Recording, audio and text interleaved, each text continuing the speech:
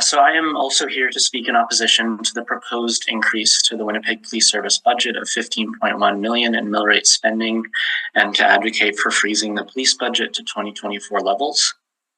I'm lucky enough that I've had the opportunity to live in a number of cities around the world, despite being born and bred in Winnipeg.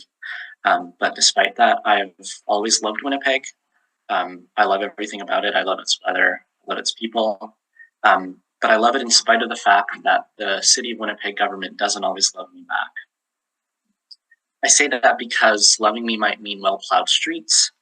It might mean well-funded public transit infrastructure. It might mean access to recreational services like public pools and like libraries with hours that allow me to access them often. And it might mean providing the services to address an opioid crisis that has impacted many members of my community. All the delegations you've seen before me have very eloquently indicated, using your own facts and figures, that the monopolization of city funds by the Winnipeg Police Service prevents us from all of those things. In addition, you've heard a number of facts that indicate that not only does the Winnipeg Police Service prevent our city from flourishing in a number of different avenues, it also is ineffective at doing what it claims to do, keeping our communities safe.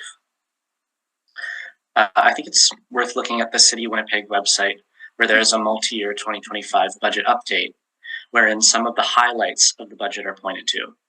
If I may quote briefly from the section titled Investing in Public Safety, I think it's useful to examine the way in which the Winnipeg City Council attempts to defend the continued monopolization of city funds by the Winnipeg Police Service. Quote, Winnipeg is growing, but our public safety resources haven't kept pace.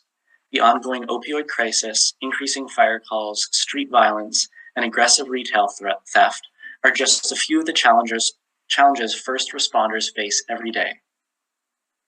End quote. Setting aside for the moment the claim that public safety resources haven't kept pace with Winnipeg's growth, I think it's worthwhile to ask whether increasing the Winnipeg Police Service budget actually addresses any of the growing challenges indicated in that passage. First, the Winnipeg Police Service does not provide care to the many people across Winnipeg currently contending with the opioid crisis. It is, as I think you all would admit, not intended to do so. Looking to actual solutions to the opioid crisis, the Federation of Canadian Municipalities released a number of recommended city-based solutions. None of those solutions require an increase in police budget.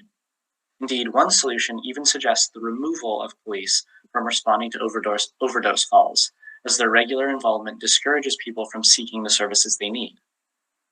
Second, the Winnipeg Police Service does not address street violence.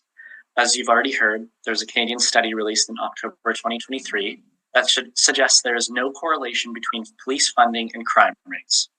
Additionally, suggesting that police reduce street violence ignores the instances in which street violence is produced by the police. Violence in Winnipeg inflicted by the Winnipeg Police Service is the production of the very street violence that police claim to prevent. Finally, the Winnipeg Police Service does not effectively address aggressive retail theft.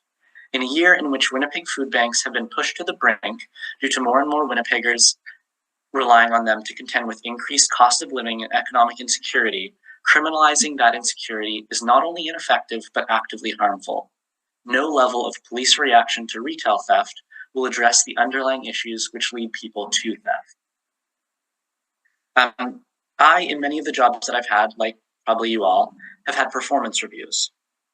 In those instances, if I'm failing to perform my duties, it's a pretty rare occurrence that I'll receive a massive windfall or a sudden wage increase or a nice bonus. I would say that in a similar logic, if the police board is interested in providing the Winnipeg Police Service with an additional $15.1 million, it seems to me as though that is a tacit endorsement that the Winnipeg Police Service is performing their duties exceptionally. That despite the fact that a Southern Chiefs organization survey of police interactions with Indigenous people indicated that 70% of respondents who had interacted with the police had experienced racism during those interactions, that the Winnipeg Police Service is performing their duties exceptionally. That, despite the Winnipeg Police Service killing 7 people in 2024 alone, the Winnipeg Police Service is performing their duties exceptionally. Personally, it would not come as a significant surprise to hear that the police budget advocated for and the City Council approved the budget increase. Despite the police board's council membership's role as democratic representatives representatives of Winnipeg citizens, the near constant praise of Winnipeg Police Service ineffective attempts at public safety would make you think otherwise, that they are cheerleaders for police interests rather than representatives of our community as a whole.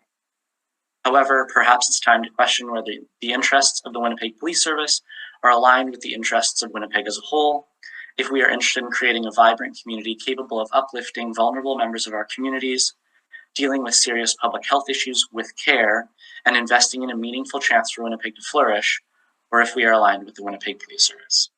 Thank you very much. Any questions from board members? Seeing none, thank you very much for your presentation today.